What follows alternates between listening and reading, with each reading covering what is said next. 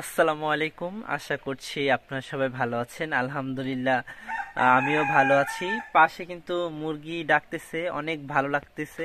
তো দেখেন, খুব সুন্দর কুয়াশা পড়েছে, চারদিকে কুয়াশায় ভরা।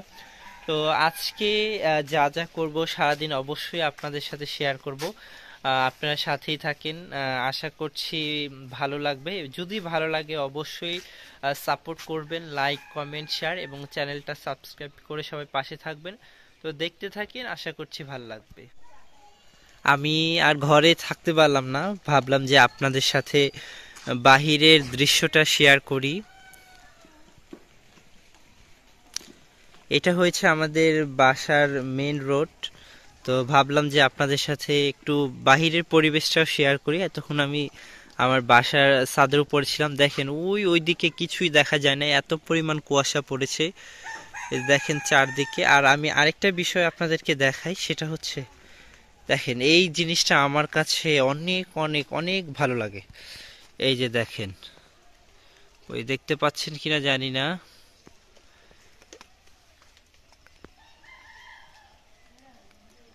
এই যে দেখেন কুয়াশার পানি টিপ টিপ টিপ টিপ করে পানি পড়তেছে পুরা গাছ থেকেই।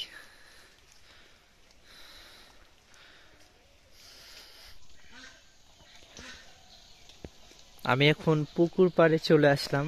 মানে ঘরে থাকতে ইচ্ছে করতেছে না, বাহিরের যে পরিবেশ, যদিও শীত, তারপর মানে আমার কাছে এগুলো কোনো ব্যাপার না।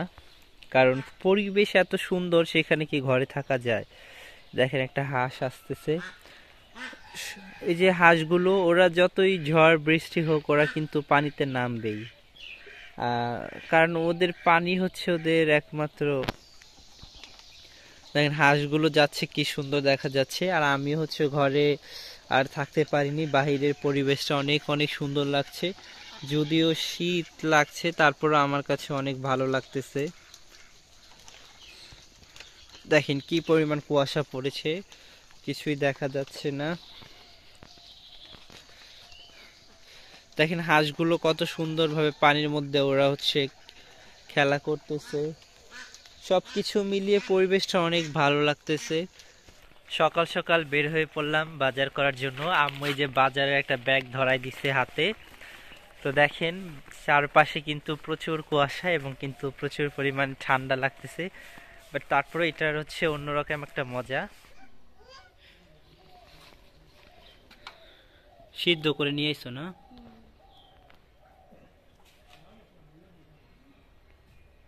আবার কি ই করা লাগবো? না, আর কিছু করা লাগবে না। পরিষ্কার করে সুন্দর করে ধুইয়া খালি রান্না।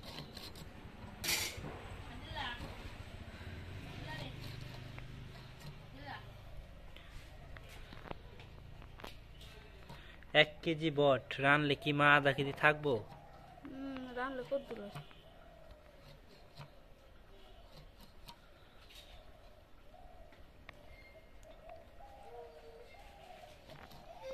সাতকরা দিয়ে রানবা না? একটু সাতকরা দিবা? যদি খাস তাহলে দিম, যে তো আসছে এমন তো না যে আনতে। দাঁড়াও দাঁড়াও।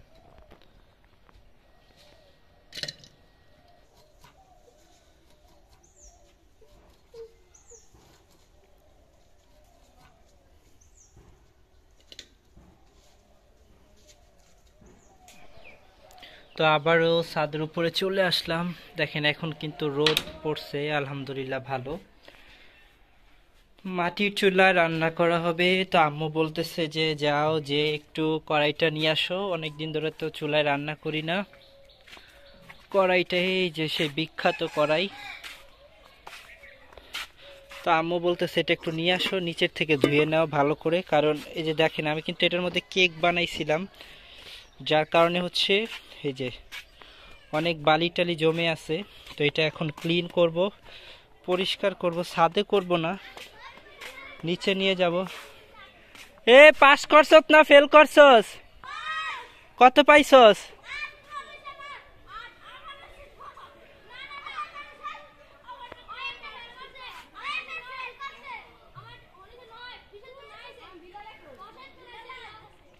ওই ফেল করছে কে?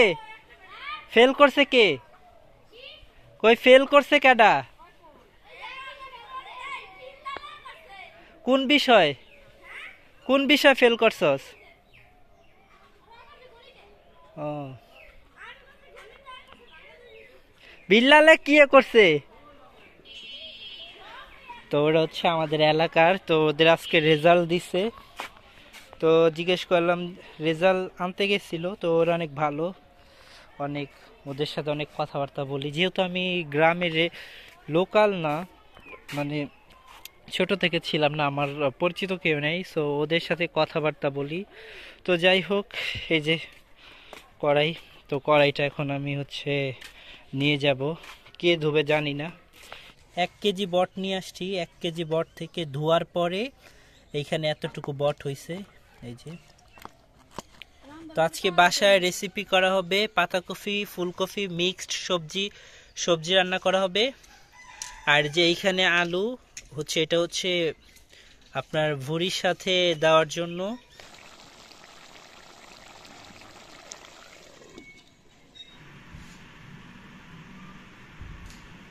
যদি একটা বোম্বাই মরিচ হইতো তো সেই লাগতো।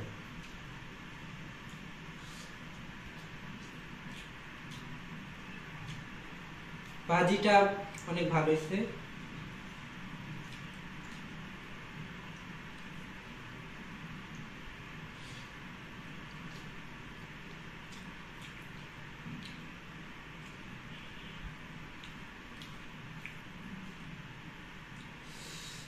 অনেক মজা।